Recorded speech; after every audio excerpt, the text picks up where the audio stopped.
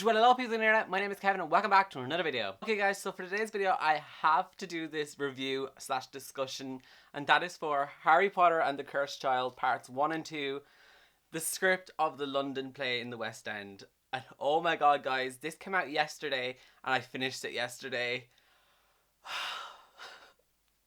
My emotions for this book. I'm going to show you guys this Snapchat that I took last night after I finished the book, and here it is. I don't know how to function now. What do I do? Someone send help. I was kind of a mess, so that's what I was like after I finished this book. So I'm going to be doing a non-spoilery review for the beginning of this, then I'm just going to do a discussion where I can literally just talk about my feels with you guys. You guys can discuss your feels with me too, because I know a lot of us need to talk about this, because I needed to talk about it last night and I had no one that had read it, and I was just like, I need someone. So you guys are my someone, because I know you guys will share your opinions with me and we can just discuss this together. So let's do this. It's going to be the non-spoilery part. This is the new Harry Potter book. I don't really want to say it's book because technically it is a book because it looks like one, but it's written in like Act 1, Scene 2, as in like a play, and it has the characters speaking. So it's written in that format. So if that's something that you do not want to read, then just it's good to bear that in mind before you pick it up. And it's told in acts, parts, and stuff like that. But there's still a story to it. It's still all of the original characters from the original Harry Potter series. It's just, if you have finished that Harry Potter series, you're going to want to read this. I just think if you're a Harry Potter fan, this is a must read. Even if you don't like it, it's just something you need to read. Just, I don't know how much to say, but I just think it's something you have to read if you're a Harry Potter fan. And yes, so I'm going to try to give this non-spoilerish, just in case you haven't actually read the original Harry Potter series, but this picks up exactly where the last one ends. Like, you still get a bit of what happened in the last one. Like, you get, I think, a bit of the few scenes that we've already read, but at the start of this, and then it just continues on from them scenes. It gives you all of the feels, and I honestly think this is a really, really good book. I think the story is just great. There's loads of plot twists and turns, and the characters are as loving as the original characters from the Harry Potter series. Obviously, Harry and all them, they're all older now, but they have children, and it's just, they're so likable characters, and it's just, trust me, if you are a Harry Potter fan, you really need to read this. I just really think it's a must read for a Harry Potter fan. And just another thing you need to know, I did give this book a 5 out of 5 stars, so I would give it more stars if I could, but I couldn't, so it's just so good. Please read it. So that's really all I can say without spoiler, because all I want to talk about this book is just my feels and emotions and stuff about this book. I don't have anything else, because I don't have anything bad to say about this book, so I can't really do a full-on proper review because I really don't have anything bad to say. I just have good things, and they're all spoilery good things. So if you haven't read this, go read it, come back when you have, and you can see my feels and you can discuss them with me. Bye people who don't want to be spoiled. Okay, I'm going to put the book down because I don't want to keep holding it up, but guys, I don't know what to say. This book has left me just as dead as I was after I finished the Deathly Hallows. Like, I'm exactly like that all over again. It's reliving all these same emotions, and it's the fact that J.K. Rowling said that this is the end now for Harry Potter. This is the end. There's nothing ever going to happen again. So it's just that definite proof that there's never going to be anything ever again. And it's just so sad, but I'm just so grateful that we have this, and this is something I can just keep rereading, and I have, and okay, so now I'm just going to actually talk about stuff, so I'm not just like going all the time, because I'm sure you guys want to actually know some of my thoughts on the book. I'm going to keep calling it a book. I'm really sorry. I know it's not an actual book, it's a script, but I just keep calling it a book, so I'm sorry if that's annoying, but I'm just going to keep calling it a book. So I'm actually going to point out one thing that I was a little bit disappointed with in the book. I'm not going to say it like annoyed me, because it didn't, but just one thing that disappointed me, and that is because we never got to see Luna or hear about Luna. And it was just really sad, because Luna is my favourite character from Harry Potter, and we just never got to hear about her. We heard about loads of other characters, but we never heard about Luna, and I was so sad about that. Okay, so now I'm just going to talk about characters. Okay, so we have Harry, Ron, Hermione, Malfoy, all of them, and they're just the same to me. They're like the exact same. Obviously, they're not the like exactly how they were in the original books, But that is because they're older now, they're a bit more mature, so they obviously have changed a bit. But other than that, I still love them the exact same way that I did when I read the Harry Potter books. So I don't really have much to say about them because we already have those characters before. We all know how everyone feels about the original characters. So I'm just going to talk about the ones that we get to see that are new, and that would have to be the children. So we have Albus, James, and Lily, which are all Harry's kids.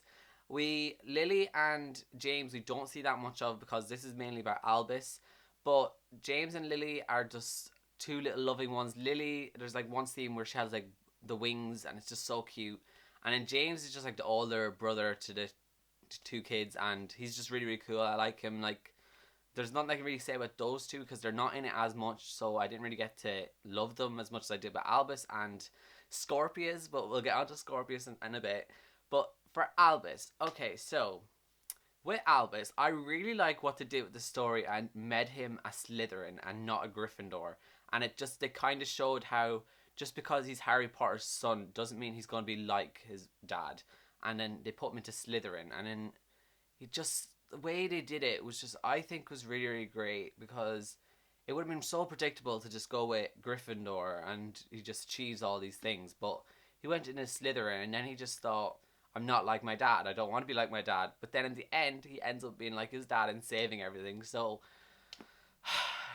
the emotions, the feels. And Albus is just, it's just the character development and the father-son relationship by the end of it, and they're just saying, and the quote, I think it's going to be a good day today. Oh my god, that quote killed me, and it was the last line. It killed me. It killed me because obviously we mean it's going to be a good day because it's going to be sunny, but I think it's going to be a good day meaning they're okay now. Like, they're a good father and son. They're like this now. And it killed me. At the beginning, I was kind of like annoyed how he was just being like angry at Harry, and I was like, oh god. But then I understood everything. I got it. Like, it must be so hard knowing that Harry is your dad and you have to live up to this. And he doesn't want to be like that, but then he ends up being like that. I really, really like Albus. Let me know what you guys thought of Albus and the last line down below. Did the last line kill you like it killed me? Because it definitely killed me, like, rip. Okay, so now we need to talk about Scorpius. Scorpius Malfoy. Oh, such an amazing character. Scorpius was so funny. He reminded me so much of Ron from the original Harry Potter books, and it just gave me back all this nostalgic feelings of how I felt about Ron. And it's just with Malfoy, you were expecting him to be bad, but he was just so good, and he was just being the one that was being picked on by everyone because of this rumor that he was Voldemort's son and all this. And I loved him so much. He had so many good liners throughout the book, especially the one when they're on top of the train and the trolley witch is coming after him, and he's just like, I'm sure you look lovely and all, but I better be off. And I found that so funny. Scorpius is just such an amazing character, and thank you J.K. Rowling, Jack Thorne, all of you guys for bringing him into my life, because I love him now. Like, I love him. Let me know if you love Scorpius like I do, because I don't know what I can say about Scorpius because there's just so much good things. He's just so amazing. So now I'm actually going to talk about the plot itself. So the fact that the main plot is about this time turner and that they're going to go back in time to save Cedric, because Cedric was the spare and Albus feels like he's the spare to his dad, so he wants to go back and save his spare. Like, he wants to be saved himself because he doesn't want to be Harry Potter's son.